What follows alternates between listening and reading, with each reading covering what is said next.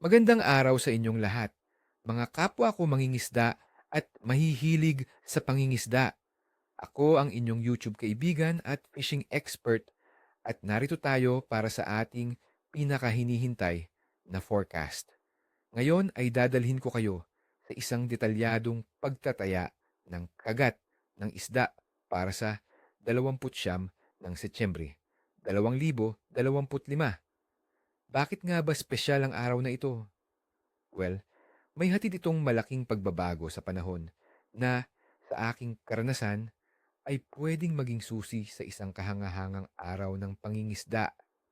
Kaya humanda kayo dahil may mga sikreto akong ibubunyag na siguradong makakatulong sa inyo para makahuli ng malalaking isda para sa ating mga kaibigan na nagtatarget ng talakitok o jack. Ang araw na ito ay maaaring maging maganda dahil sa maulan at bahagyang maulap na panahon, lalo na sa mga rehiyon ng Visayas at Mindanao, ang talakitok ay maaaring maging aktibo malapit sa mga estruktura tulad ng mga pantalan, bakawan, at mga sapa na may malalim na patalim. Hanapin sila sa paligid ng mga bait fish schools. Para sa pain, subukan ang mga top water lures tulad ng poppers o walk the dog baits sa umaga at jigs o soft plastics kapag medyo lumalim na ang araw. Ang mga crankbaits na may kulay puti o pilak ay epektibo rin, lalo na kung ang tubig ay bahagyang malabo. Para naman sa mga gustong manghuli ng lapu-lapu o esapaso grouper, maghanda ng mas matitibay na gamit. Ang lapu-lapu ay madalas matatagpuan sa mga mabato na lugar at koral na bahagi ng dagat, lalo na sa mga deeper sections kung saan sila nagtatago sa mga estruktura. Sa mga araw na maulan, maaaring lumapit sila sa mga gilid ng reefs, gumamit ng bottom fishing rigs na may live bait tulad ng maliit na isda o hipon. Kung gumagamit ng lures, ang mga heavy jig at soft plastic na shads sa kulay natural tulad ng berde o kayumanggi ay napaka-epektibo. Tandaan, ang lapu-lapu ay mapanlin lang, kaya kailangan ng pasensya at mabilis na reaksyon para sa ating mga paboritong maya-maya or snapper, mangrove jack, ang mga lugar na may bakawan at mga bunganga ng ilog na dumadaloy sa dagat ay magandang puntahan. Ang maulan na panahon at ang pag-agos ng sariwang tubig ay nagdadala ng mas maraming pagkain sa mga lugar na ito na umaakit sa maya-maya. Subukan silang hulihin gamit ang live bait tulad ng shrimp o small fish na may light tackle para mas maramdaman ang kagat.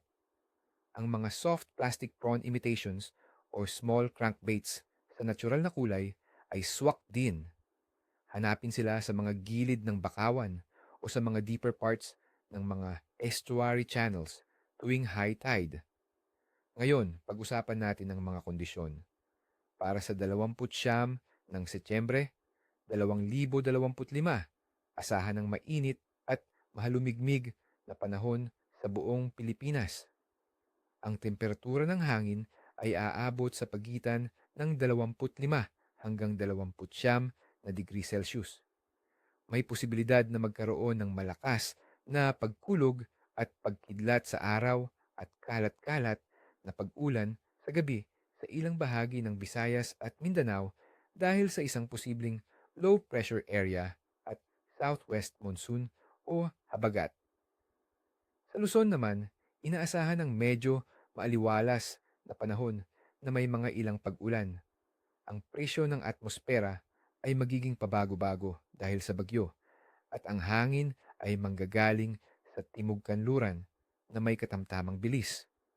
Ang temperatura ng tubig sa ating mga karagatan ay mananatiling mainit, nasa pagitan ng 29 hanggang 30 degree Celsius na perpekto para sa aktibong paghahanap ng pagkain ng mga isda. Ang bahagi ng buwan sa araw na ito ay first quarter or unang kwarto na nangangahulugang halos kalahati ng buwan ang nagniningning.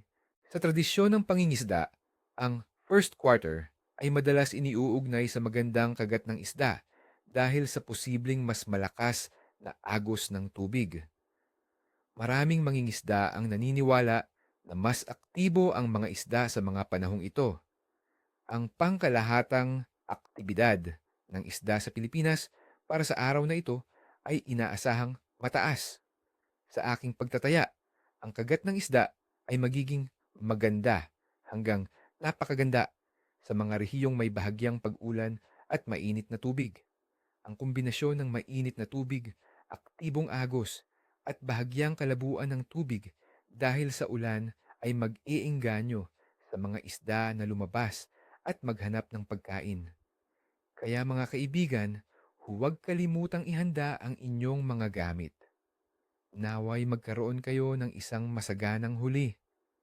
Magandang huli sa inyo.